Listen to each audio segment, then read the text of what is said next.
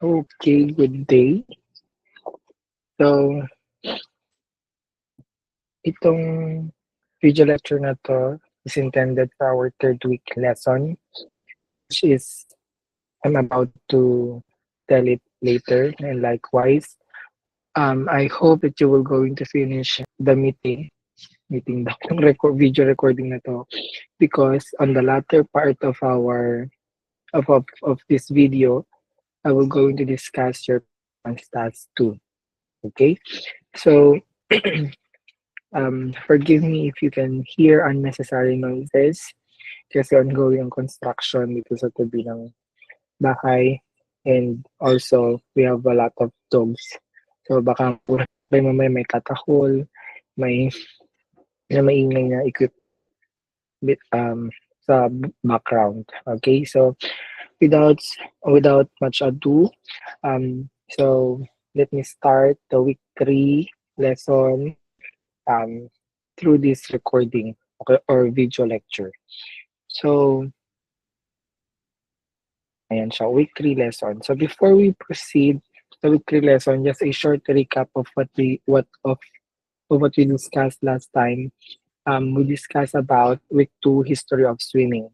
Okay, so I hope you can still remember the significant event in each era, and isingit ko na lang din sa exam ninyo.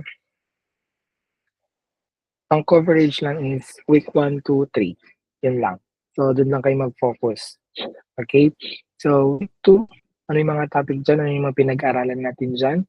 We enumerated the different important events in the history of swimming, differentiated recreational swimming from competitive swimming, enumerated the benefits of recreational and competitive swimming, recognized the value of swimming as an important like skill, and reflect on the significant historical event in swimming that highlights the importance of learning this activity in our lives. And last, to create an infographic timeline illustrating the history of swimming, pero hindi ko na siya pinagawa sa inyo. Okay? Excuse me. Okay, so let's proceed. Competitive swimming. So, um, yes, last time we differentiated the difference of competitive swimming from recreational swimming.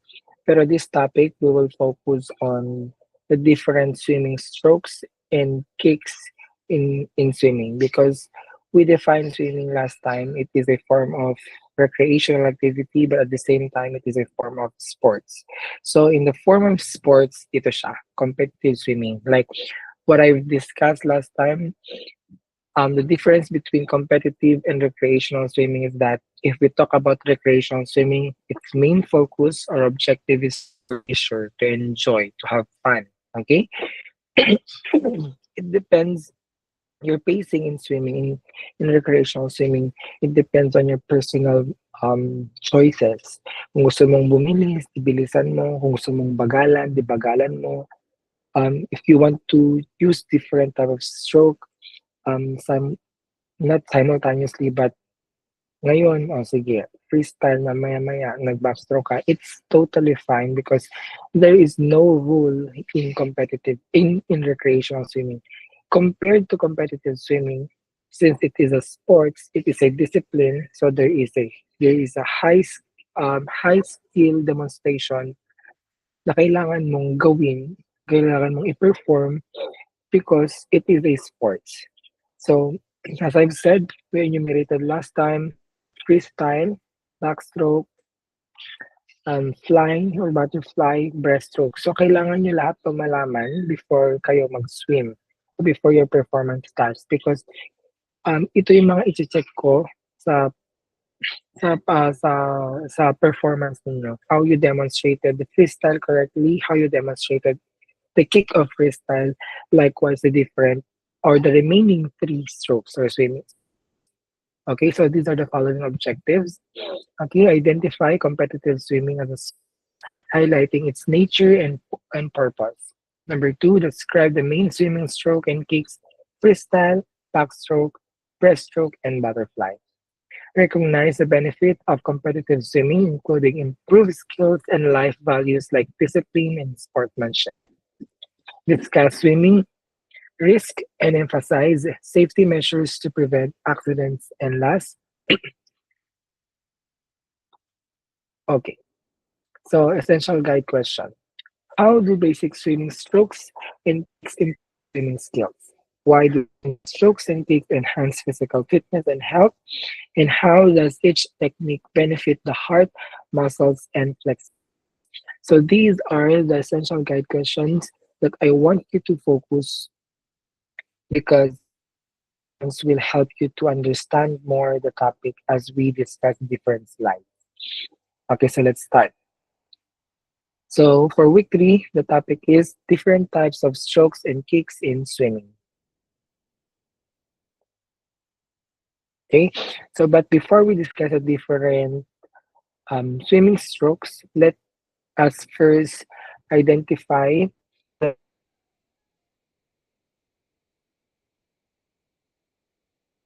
the the discipline or the course, how these swimmers um, propel underwater very efficiently.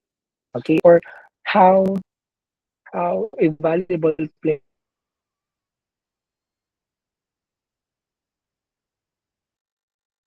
should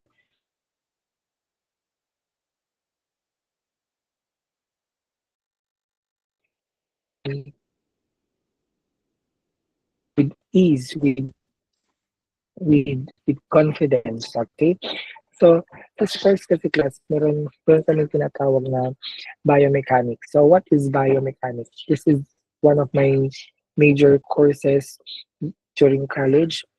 It is, if we define biomechanics, it is an application of principles of mechanical physics to understand movements and actions of human bodies and sports implementation.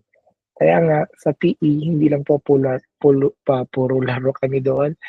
We need to examine also the correct preparatory, recovery phase, and execution of a particular basic skills of a sport in order to demonstrate or to execute a successful attack in volleyball, in badminton, a successful shoot in in in basketball, and in a fast in a faster or to move faster underwater in swimming. Okay, so if we talk about biomechanics class, it is the application of physics in understanding the body movement of an athlete. Okay? So that is biomechanics. Ang gagawin kasi natin sa discussion natin is all about biomechanics. Biomechanics ng freestyle, biomechanics ng breaststroke, biomechanics of the two remaining strokes. So let's start.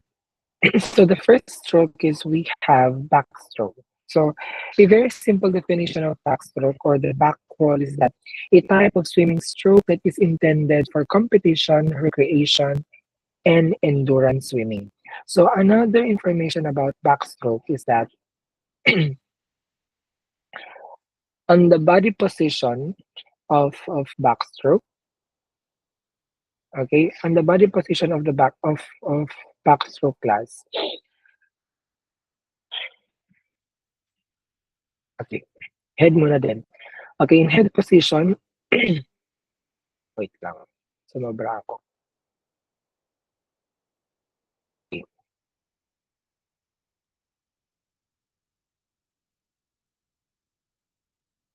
Mm. Mm.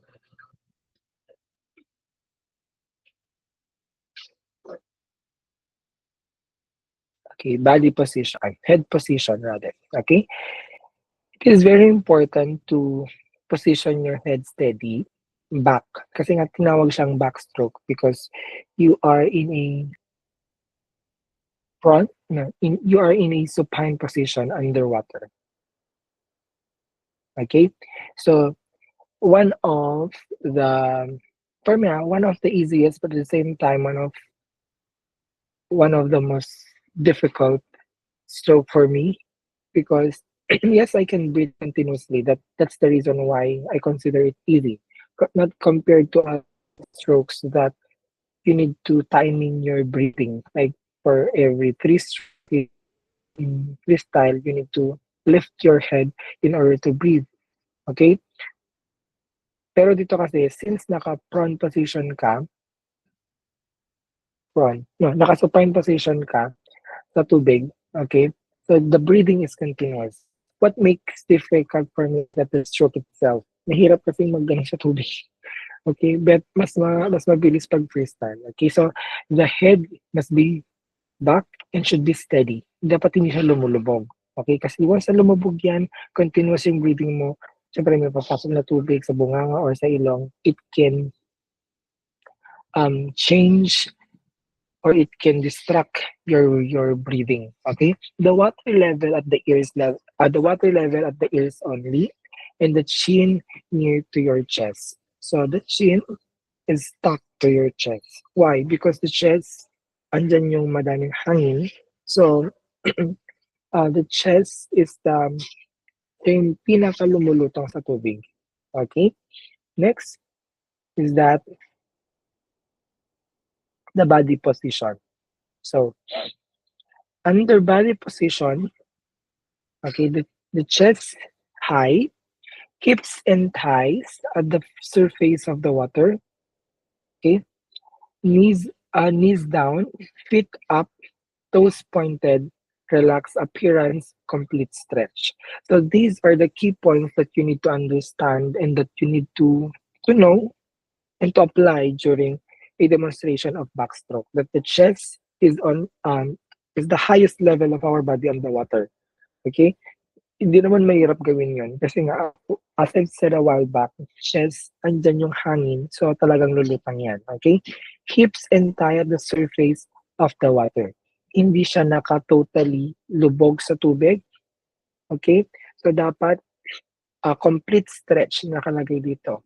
Okay? So, complete stretch and knees down. Why? Because it is given or it is very obvious that when we swim, our legs, okay, our legs must be submerged in the water because our toes, okay, is or this part of our body is intended for the kick. Okay, so as you notice, when you do your kick on the water, without slicing the surface, okay, on the water, without slicing the surface, mas mabilis kang lumangoy. Pero kapag yung kick mo is medyo maingay and it creates splashes sa tubig, um, it will make you as a swimmer mas mabilis mapagod. At the same time, you will not propel or you will not move fast compared to a kick wherein the knees and the legs is totally submerged on the water. Okay, so relaxed appearance is very important also. Okay, legs. Under legs, we have the flutter kick sa backstroke. So how to demonstrate the flutter kick? So it is very easy. Okay, the toes are pointed like this. The toes are pointed. Mamaya may video akong ipapanood sa inyo. Then try to examine also the video. The toes are pointed, ankles extended, the knees and feet remain below the surface, creating a silent kick. So as I've mentioned a while back, if you kick lang, example, okay? So for example, ito yung toe. Okay, if you kick underwater, okay, below the surface, you will propel successfully. More efficient yung propulsion yung underwater. But if you create a kick na sobrang wild, then you create splashes of water, okay, it will make you more exhausted. At the same time, you will not move successfully or efficiently underwater. Okay? Kaya, nakalagay dito sa flutter kick natin,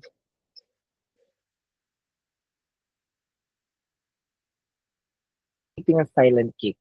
So kumbaga, as much as possible, you're doing your kick and it creates only a boiling motion of the water because of the force of your kick underwater. hindi siya, yung paa niyo, hindi niya ini-slice ng surface ng tubig. Kumbaga, underwater lang siya and it create boiling um, motion sa tubig lang. Continuous boiling action of the water over the fish. The kick or the hit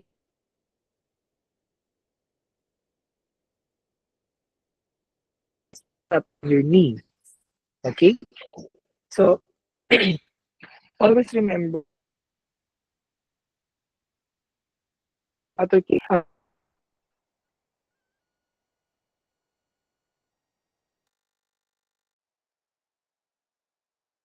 kick. Do not originate the kick on your knees, but rather originate or but get the power max get the power of your kick from your hips. Why? It will give the maximum power to propel efficiently underwater. Kick down as well as up. So, kung baga, sorry, ang magiging itsura niya, nag-originate sa knees. For example, this is the knees. Ito siya. Okay? Pero kung sa hips siya mag-originate class, for example, this is your hip. This will be the the, the work, okay? Kung paa to ganito na yung itsura ng kick ninyo. Okay? Kasi nag-originate siya sa hips. Kasi kapag dito sa knees, for example, ito siya, kakapagod yan. Tsaka, you will not move efficiently underwater. Okay? So, as you can remember, or from the body position, complete stretch of the body is very important. Why? Because the heat, dito nag-originate yung kick talaga. So, ganun siya. Okay. Next, we have this video.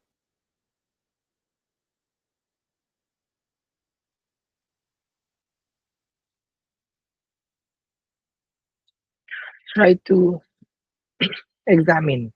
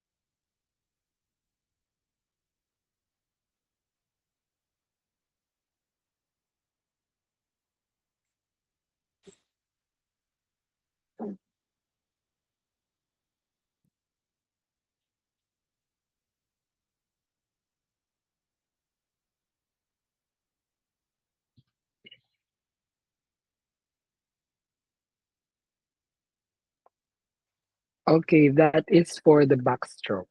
Okay, or the back roll. Excuse me again. Okay, next one we have the freestyle or the front crawl. So, freestyle or front crawl, a type of swimming stroke intended for competition, recreation, endurance swimming. It is considered the fastest stroke. Top swimmers can swim 3 miles per hour. Okay? So, hindi siya sinabing siya yung pinakamadali, siya yung pinakamabilis. Okay? Um, maybe maybe because of the reason that mas mas mas mabilis naman talaga kasing yung stroke ng freestyle compare sa backstroke. Almost the same sila. It's just that it is more efficient to move underwater when you are in a prone position. Okay? Ang problem lang kasi talaga dyan is the breathing. So, likewise, there is a head position under freestyle, and the head position must be in this way. The head is in line with the spine. Okay, so even though you will going to lift your head on your side, still the head must be in line on our spine.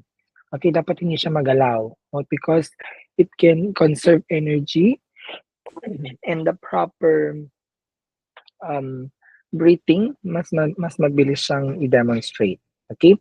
Look down at the pool bottom slightly forward. So not totally ang tinitingnan mo is the tiles. It's slightly forward lang siya. Okay? Turn the chin to the shoulders to breathe. No head lift. Ang strokes lang na may mga head lifts are the breaststrokes and butterfly. Okay? But here in freestyle, it's no. You just need to turn your okay? We just need to turn our head. It's either right or left, okay, to breathe. Okay? Sa mga beginners, ang nangyayari is usually right, left, right, left.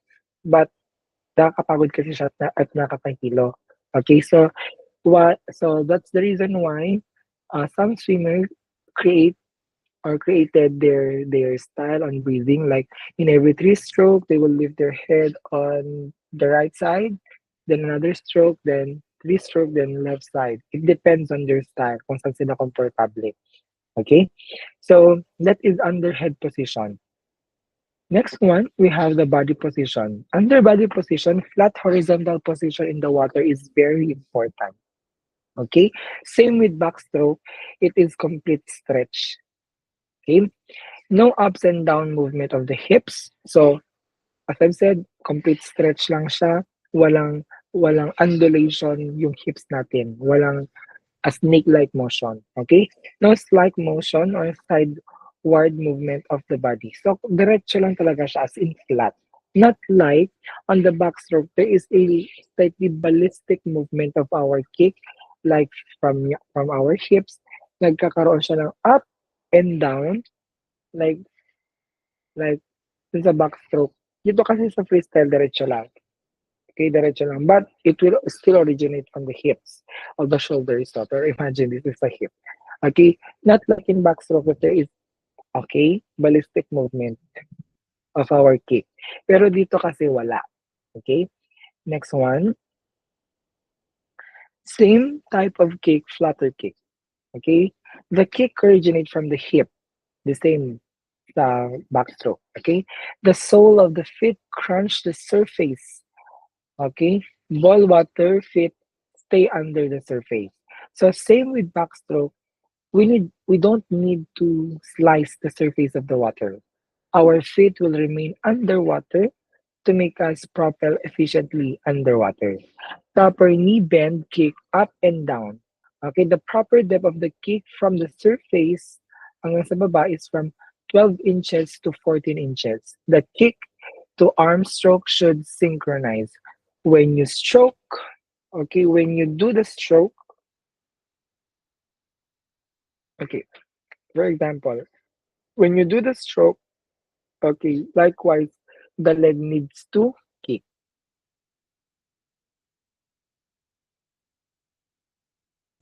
under freestyle.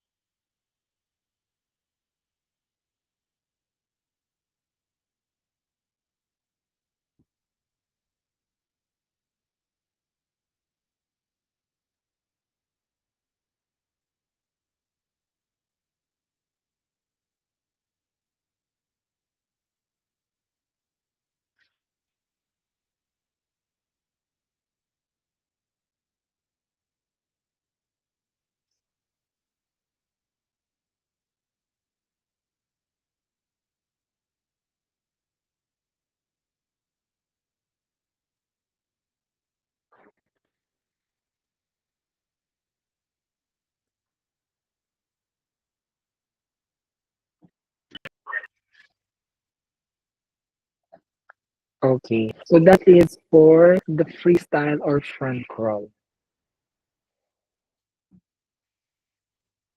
Okay, next